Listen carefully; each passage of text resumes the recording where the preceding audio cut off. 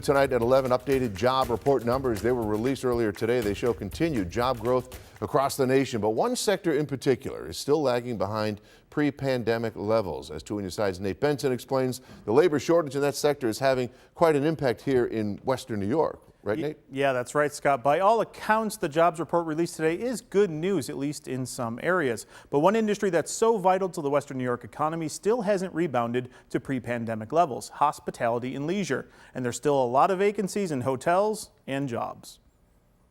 Niagara Falls was bustling with tourists on Friday afternoon.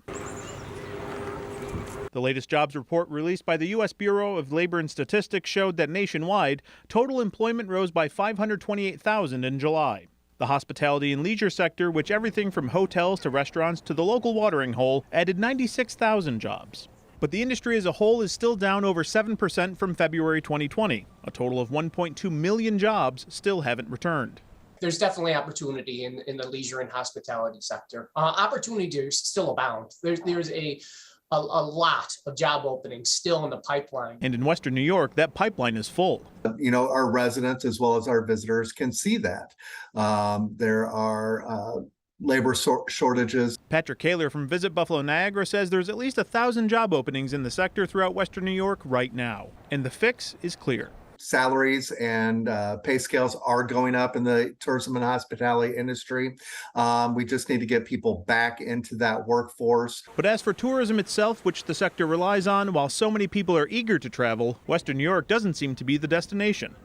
On a non-pandemic year or even during recovery, we would be welcoming about 9 million visitors to our destination on an annual basis. With June through September traditionally being the busiest tourism months. Right now, through the month of June, our hotel occupancy is down about 10.5%.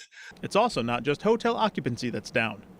Year over 2019, we're down about 22% on overall airport traffic and about 46% on cross-border traffic. But Kaler says they're finding ways to bring people here, like the 3,000 who just took the New York State Bar exam at the Convention Center, which is currently getting a little facade work done. We're booking pieces of business into 25, 27, and into 28 as well. So meetings and conventions will come back.